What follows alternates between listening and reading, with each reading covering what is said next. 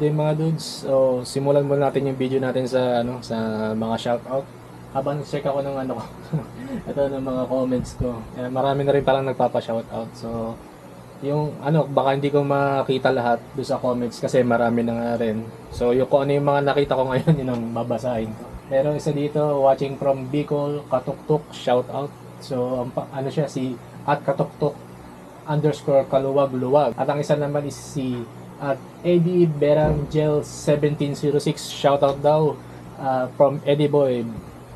Si Sir Eddie Boy is from AFP. So yung sa mga kasama natin diyang kapatid sa AFP, mabuhay po kayo. And shoutout din kay Sir Eddie Boy. Yanbon TB3997, pa shoutout Edo. Hehehe, yan. Shoutout sa iyo, Yanbon. Salamat sa panonood at sa inyong lahat din. Baka yung iba hindi ko nga makita dahil sa ito. Chinecheck ko rito, marami na yung marami na yung comment. Hindi naman lahat nagpapa-shoutout. So kung ano yung nakikita ko dito, yun na yung nabanggit ko. So kung gusto niyo pa-shoutout, walang problema. Kaya lang, yung sa mga nagsasabi, baka hindi ko na makita, wag naman sana kayo magtampo. And enjoy lang din ulit sa panonood. So sige, doon na tayo sa ating video for today.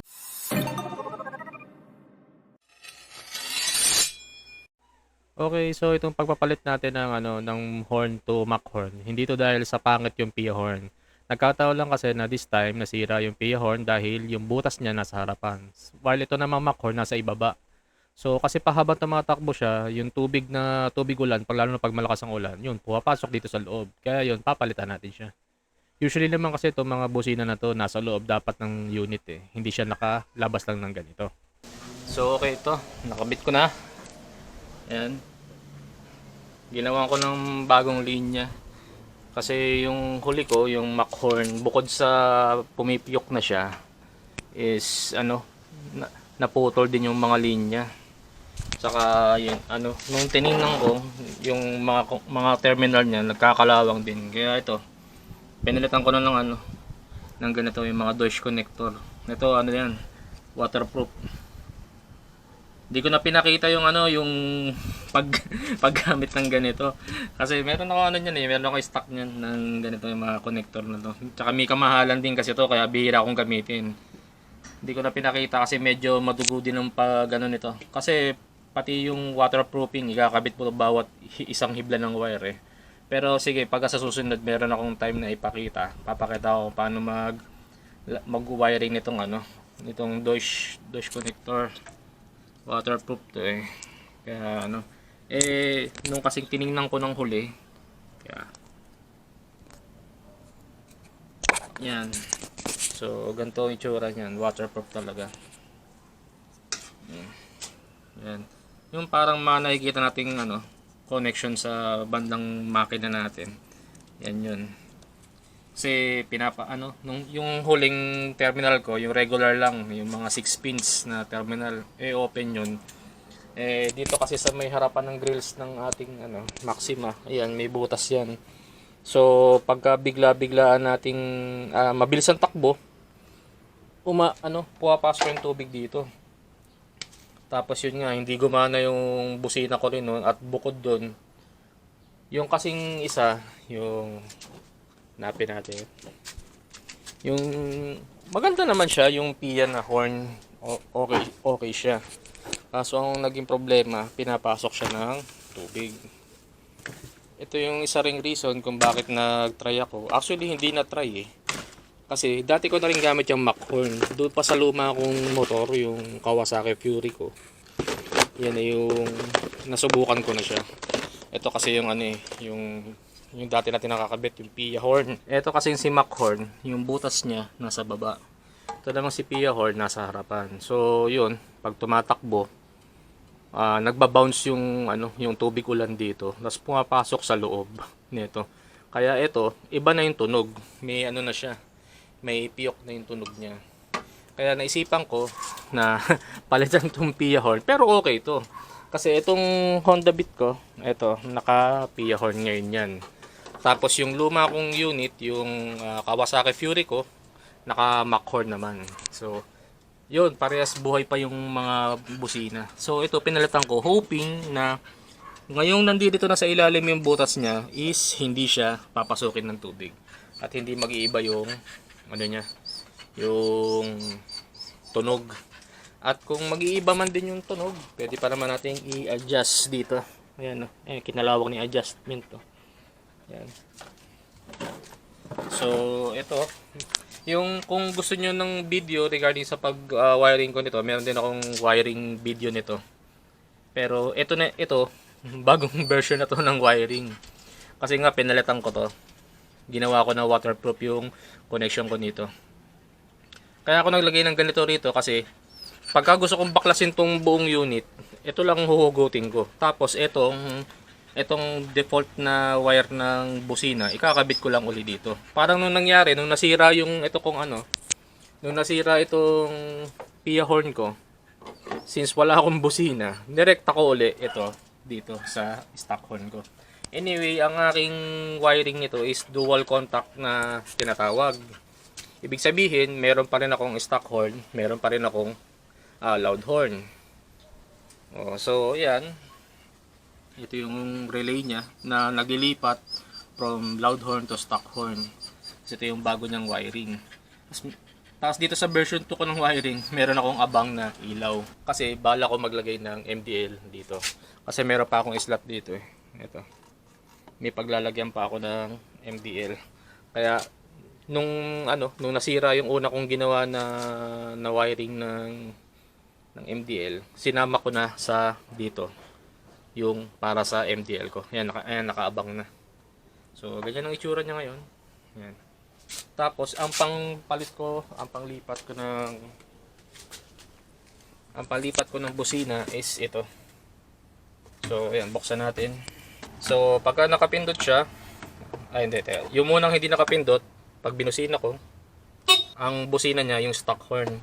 Pag pinindot ko ngayon to, yan, yung busina niya yung Mac horn na.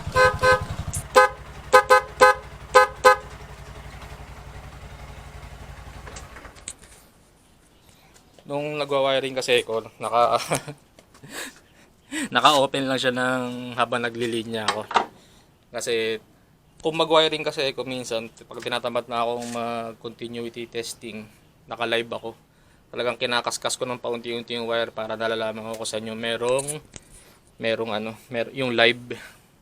Kaya yun, medyo na-drain yung battery ko. Kaya kailangan paandarin bago mandar yung loud horn ngayon. Pero okay lang yan, meron naman akong charger dyan ng battery. So ipo-full charge ko na lang ulit yung battery ko. Napapagod na rin kasi ako mag-continuity test. Kaya yung ibang wire dito, nilagyan ko na ng label. Ayan, nilagyan ko ng mga label. yung pasok dito sa loob na mapupunta rito sa dito. Ayan siya, nandyan sa ilalim. Nandyan siya sa ilalim eh. Ayun o. Ayun. So may mga label na rin yan. Tapos since hindi pa kasi siya hindi pa siya totally tapos, gulo-gulo pa yung wiring doon sa ilalim ng dashboard.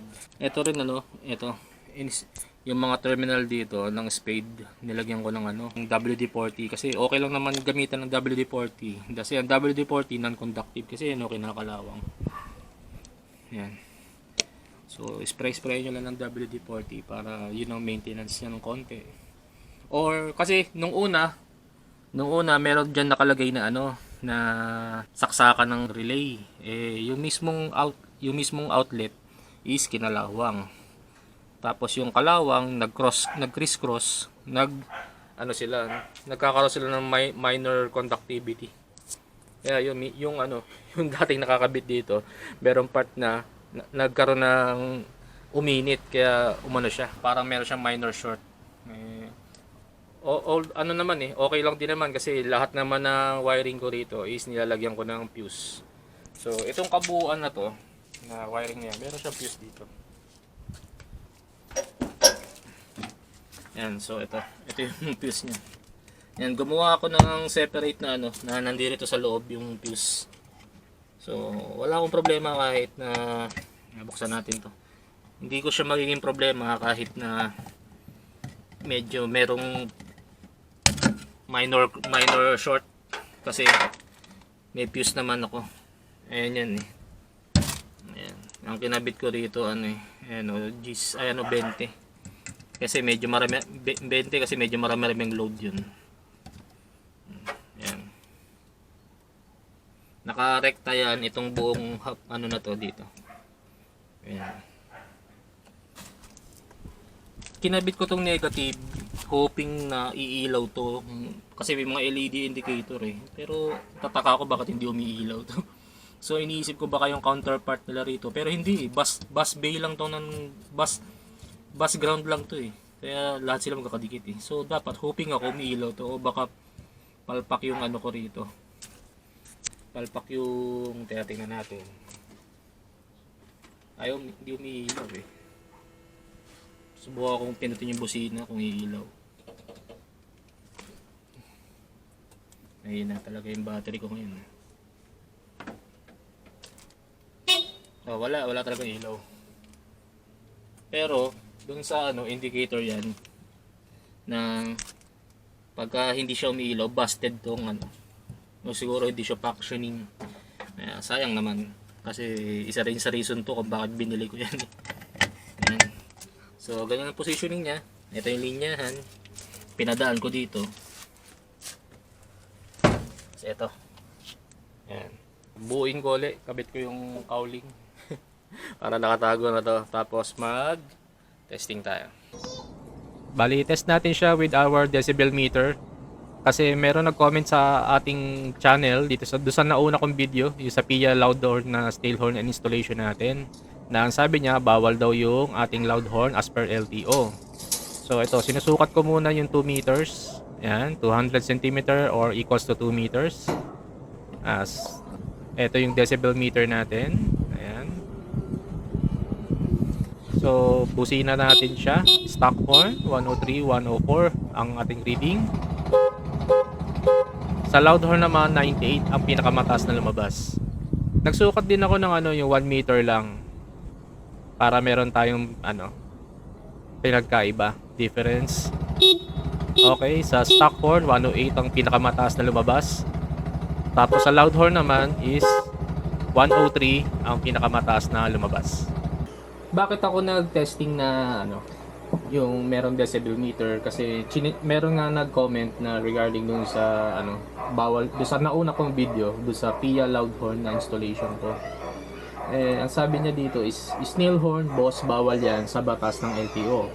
Karirin ko lang ng aking tricycle, pinapatanggal yun. Yun ang sabi niya, snail horn is bawal. So alamin natin kung ano ba talaga yung yung nakasaad sa LTO. Kasi sabi niya sa LTO siya nagpunta.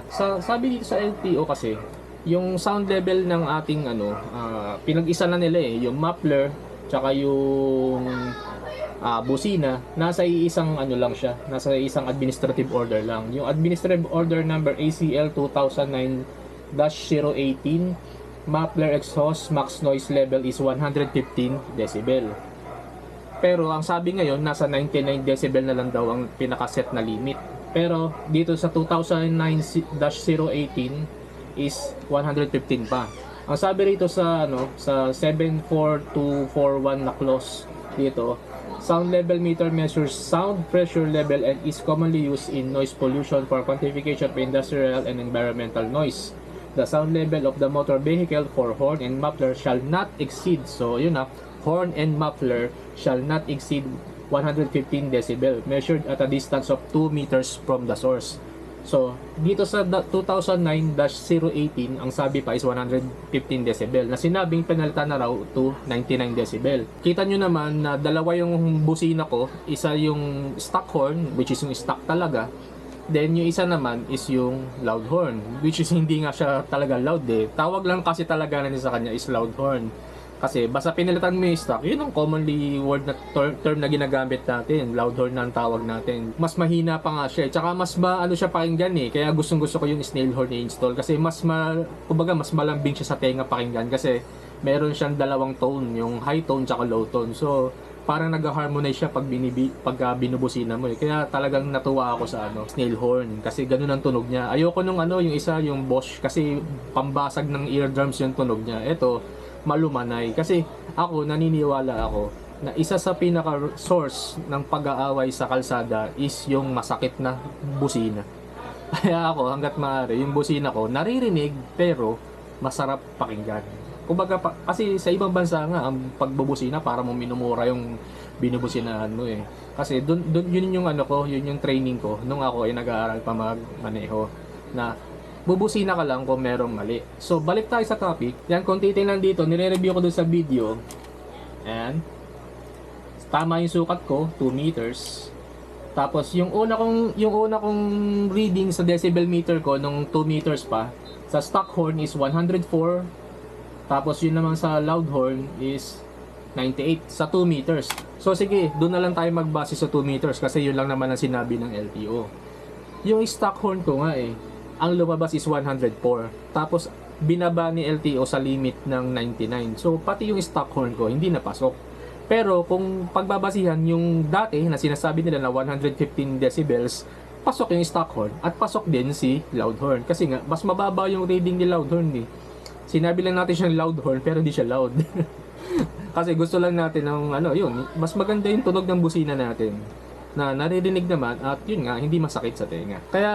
Kaya po dun sa nag-comment, hindi ko rin sigurado kung totoo yung sinasabi po ninyo na pinagbawal siya ng LTO kasi ito, yung pinagbabasihan ko lang dito kung ano din yung nakasaad doon sa kanilang administrative order. So, siguro, hindi ko alam kung ano yung nangyari sa inyo ng LTO na kausap mo at bakit ka pinagbawalan. Siguro nga, baka lumagpas kayo talaga doon sa set na limit. Yung baka ang ginamit mo na loud horn is Bosch. Kaya malakas ang tunog. Kasi yung sa akin naman dito, hindi. Kasi wala namang sinabi, administrative order na to, na bawal magpalit ng busina. Ang sinabi lang dito is, meron siyang limit ng ingay, which is 115 decibel sa luma, 99 sa bago. Na kung yung pagbabasihan natin, yung bago ngayon is, kahit yung stock horn hindi napapasa. So siguro mga dudes, hanggang dito na lang ulit. Tapos susunod na lang ulit natin na video. Kung meron kayong mga katanungan, i-comment nyo na lang din. Tsaka yung sa mga nakapanood ngayon na nagustuhan nyo yung video, mag-subscribe kayo, mag-iwan kayo na like and comments, mga tanong. Nagki-cater na rin ako ng mga tanong dyan. Kung meron kayong mga tanong na basta kaya ko sagutin, sasagutin natin yan.